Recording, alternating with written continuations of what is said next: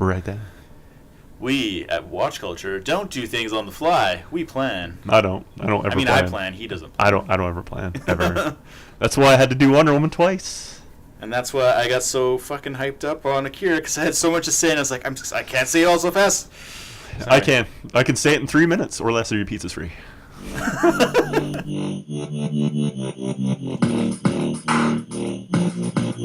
All right, we're back for another episode of Watch Culture, the show where we give you recommendations on movies you should watch. Today, Chris and I are going to talk about Whiplash. But before we do that, I want to suggest that you subscribe to our channel, like and share the video, because if you like what we're doing, we want your support. Absolutely. Yeah. So let's talk about Whiplash, 2014 Academy Award-winning movie. Oh, it's great. It's so good. Okay, so this is the story of a young man and his love for music. That's right, music, not a significant other. That's right, yeah. You sort of think it's going in the direction of like a romantic kind of drama, but yeah, that kind of gets, they kind of cut off that plot line like partway through. Yeah. So the story goes that Miles Teller plays this guy, and I forgot his name already. Andrew Neimann. Andrew Neimann, thank you. Andrew Neimann has been admitted into the Shaffer School of Music, and J.K. Simmons plays the music teacher who gets him into the highly sought-after position of like a prestigious music squad of some sort. I don't know. Yeah, like they're whatever the word is. Yeah, and he's like first he's like the backup, and then he wants to be the first chair, I guess. The main drummer in this musical ensemble. Yeah. So, yeah, J.K. Simmons plays the conductor.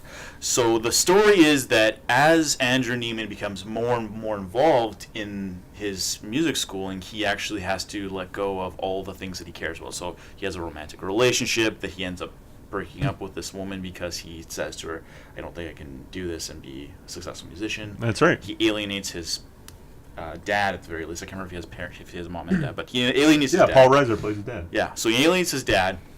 He alienates the woman that he's seeing. He actually gets into a car accident because he's trying to be such a good musician, and his mentor. He's like running late essentially. He wanted to get there on time and everything, and he's not paying attention. Yeah. So the whole story goes is that he keeps pushing himself beyond his limits to become the best he can be.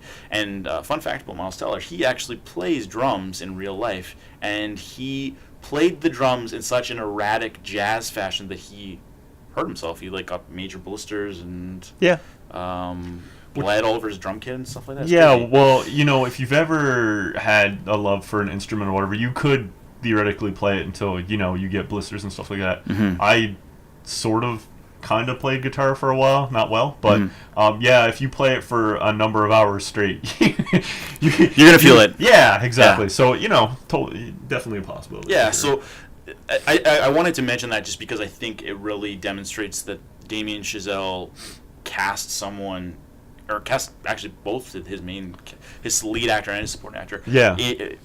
Because he himself is coming from a musical background. And fun fact about Damien Chazelle, he did last year's best picture, or was it? His best picture nominee didn't win. Yeah. Best director though.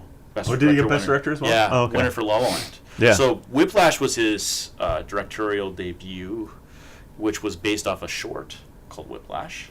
Right, yeah, right. And La La Land is his sophomore effort. So we know he's got a good sense for music. Yeah, and I mean, like Tim said, he definitely cast this one well, and it seems like he really did his research and really got in, really got to the center of what he was trying to go for. Yeah. And J.K. Simmons, I should mention, like a lot of his major artistic movie roles, he was just amazing in this film. Yeah. You can watch it for his performance alone. I mean, you hate the guy the whole time. Yeah. But he just does a tremendous job of making you hate him.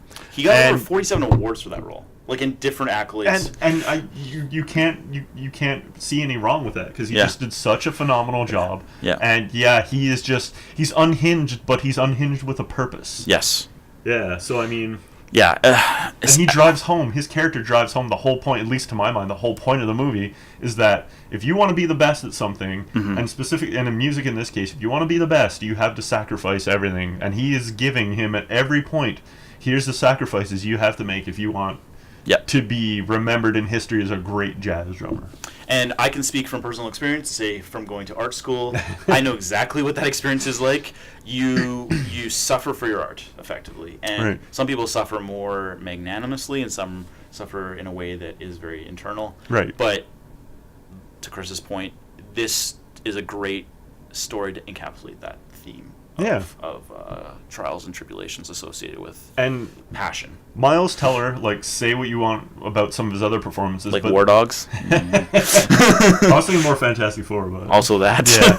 So of some of his other ones, but he really takes you on the journey. Like, you're there with him. He makes you feel what he's feeling all the way through, and like, really, that's what you want out of a lead in a performance of a movie like this. I mean, yeah, you run the emotional gamut with him, and you feel what he feels, and you can't help but feeling sympathy for him, while at the same time you're maybe disagreeing with some of his decisions. Like, especially how he is with his love interest, played by Melissa Benoist, Supergirl from in WB Supergirl. But I mean, he, like I said, you're there with him the whole time, and it's phenomenal. I want to add that I think he's gotten better as he's aged into his acting career. I just watched Only the Brave, which is an amazing movie, by the way, and I will give a review on that shortly.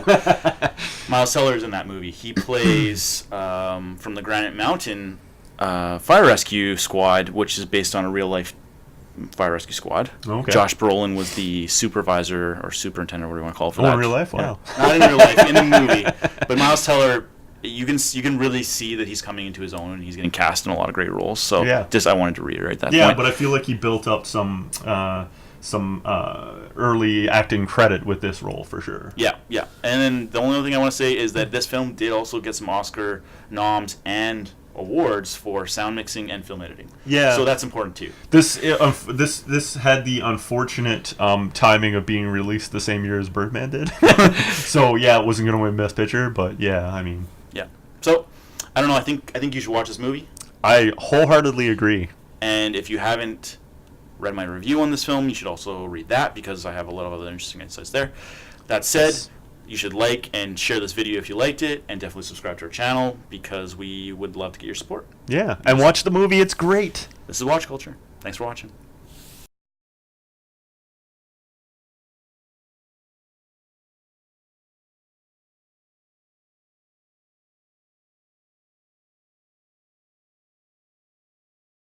Hi, welcome to another episode of Crosstalk. My name's Mike, and today we're going to discuss why the cinematic masterpiece that is Armageddon is an instant classic. Point 1, Michael Bay. Oh, hey Chris. No!